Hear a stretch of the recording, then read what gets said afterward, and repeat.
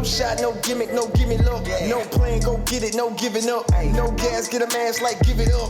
Gotta get it, gotta kill it like fill it up.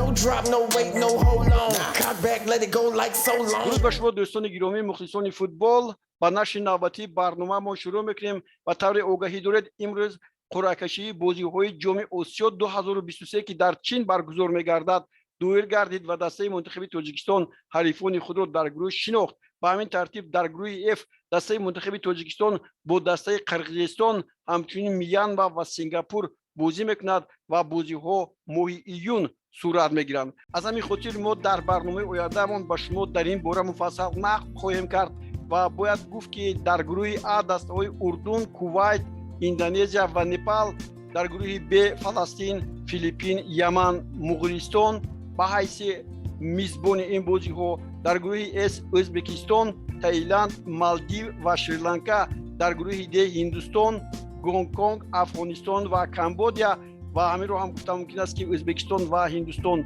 میزبانی بازی‌ها هستند. در گروه E بحرین، ترکمنستان، مالایزیا به حیث میزبان و بنگلادش و در گروه F قرقیزستان میزبانی بازی‌ها، تاجیکستان، میانمار و سنگاپور داخل شدند. در باره قرعه کشی و دسته منتخب تاجیکستان و همچنین دسته‌هایی که در گروه F جایگیر شدند مفصل ما در برنامه پگاهینه خود با شما معلومات رو پیشکش میکنیم و شما از آن از همه مسئله ها آگاه خواهید شد.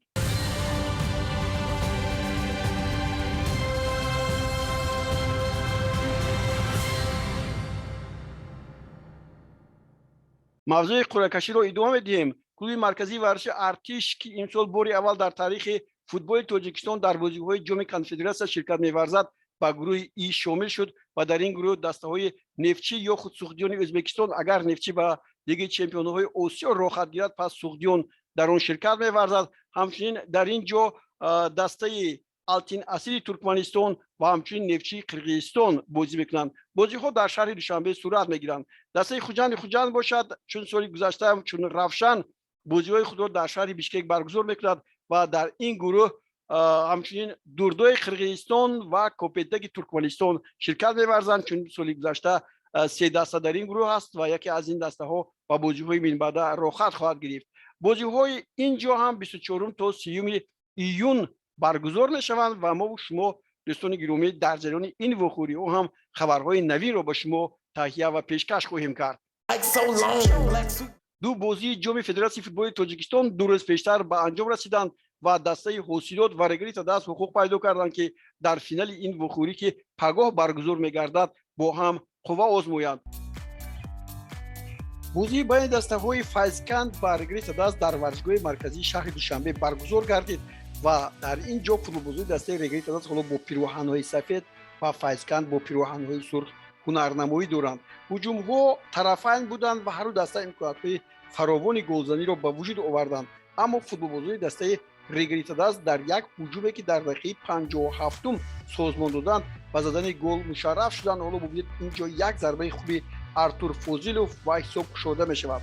ارتور فوزیلوف هم با دسته رگریت دست امسال آمده است و الکی جای خود را در این دسته پیدا کرد و سلسله گل‌هایش را در جام فدراسیون فوتبال تاجیکستان دیدیم.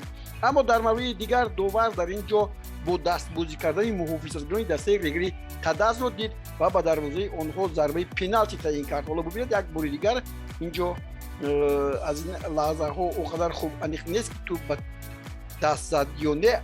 در نتیجه امیرجان سفروف توانست که در دقیقه 84 گل برابری را به نشان رساند. از این پس فوتبالبازان دسته رگری تداز بهتر بازی کردند و تکرار این حالت منظور ما و شما است و در دقیقه دومی وقتی ایلوه شده به قسم دومی وقوعی فوتبالبازان دسته رگری تداز با گل هویدای گلمراد با صف پیش برآمدند و به پیروزی نایل شدند. هویدای گلمراد بازیگر نوی دسته رگری تداز است و همین رو گفتم ممکن است که اوسیلوت و خطلون در بازی دیگری روز نتیجه مساوی رو بر جای گذاشتند و از نگاه ضربه پنالتی فوتبالبازان دسته اوسیلوت به بازی فینالی رخ گرفتند.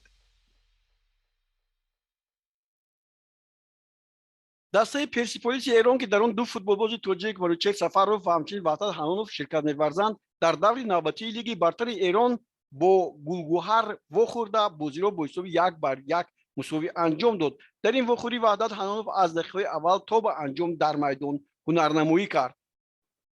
در بازی گلگوهر و پرسپولیس منوچهر سفروف به میدان نآمد و وحدت حنانوف طوری گفتیم از آغاز تا به انجام در بازی بود. برتری پرسپولیس در این بازی احساس شد. در دقیقه 13 پوگدیل توانست حساب را باز کند و پرسپولیس را به صفر پیش ببرد، اما کیرو استنلی در دقیقه 33 توانست حساب را برابر کند. دیگر دسته‌ها به زدن گل موفق نشدند. همین را هم یادداشت باشیم که در این دور استقلال به پیروزی نائل شد و پرسپولیس اکنون از استقلال 5 امتیاز کمتر دارد. در این برابر یحیی گل محمدی در ایران بهترین مربی سال اعلام گردید. دوستان گرامی، این خبرهای بودند که ما می‌خواستیم به سمع شما رسانیم. باقی صحتمندی و پیروزی شما آرزوی ماست. خیر.